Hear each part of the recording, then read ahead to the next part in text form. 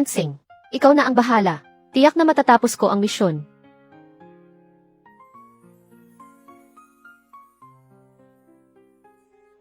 Saklolo, tulungan ninyo ako. Nasaan ang mga bodyguard? Nakakalakad pala siya. Ayos naman pala ang binti niya. Aba, himalang medical pala ito. Hindi. May ibubuga ka rin pala. Puro kasunod-sunuran sa iba. Hindi ako ang amo mo. Hanapin mo ang tunay mong amo. Kung kaya mo, habang buhay mo siyang sundan. Ansing, bumalik ka. Ang galing talaga ni Ansing. Isang saglit lang, gumaling na. Ang binti raw ni Isge. King.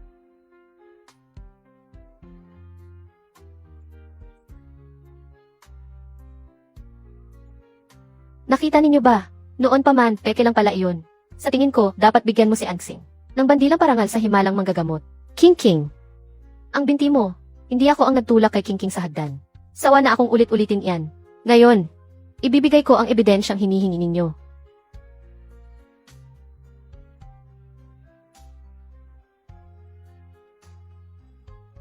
Mula nang itulak mo si King sa hagdan. Sa sandaling iyon, hindi na tayo magkapatid.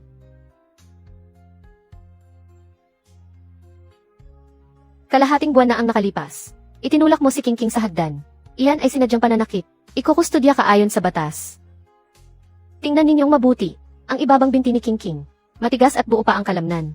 Walang bakas ng pagnipis. Pero ang totoong pasyenteng may bali. Wala pang 2 linggo. Kapansin-pansin na ang pagpayat. Kapag buto at litid ang napinsala, hindi iyan gumagaling agad. Ganito ko idiin. Pero hindi ka man lang napakunot noo. Ang galing ng pag-arte mo. Nagpalagay ka pa talaga ng cast. Sabi ko na nga ba, mula pagkabata, honor student na si Zining. Paano naman niya magagawa ang ganito kababang bagay? Kayong mga tao talaga. Konting bulong lang paniwala agad.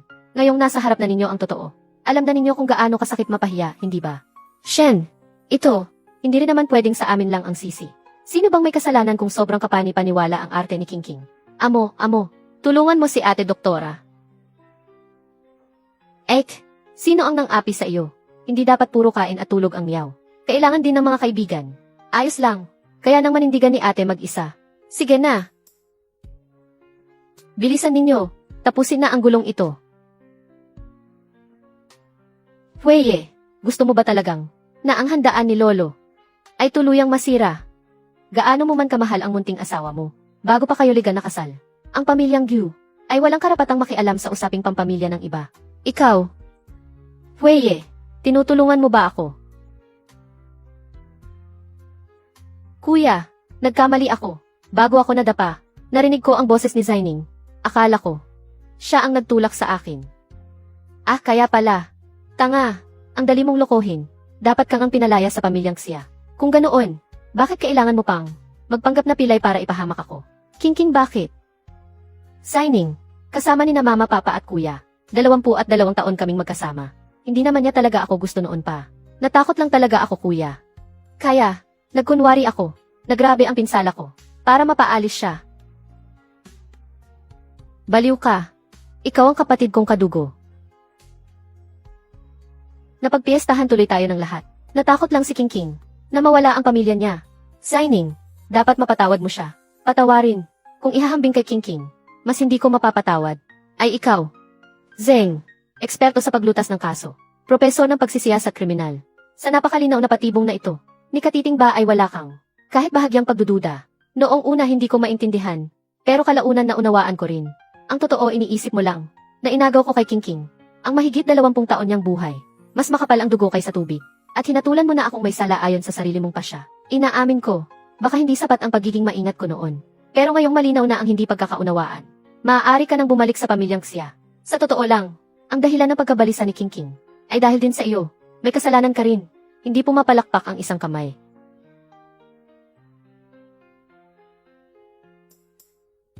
Zining, naglakas loob kang sampalin ako. Pinatunayan ng nangyari na may tunog pala ang isang sampal.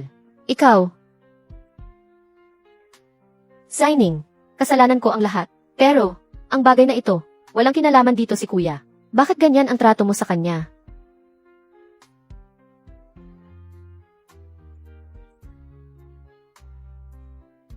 Pasensya na, nanginginig lang ng kaunti ang kamay ko.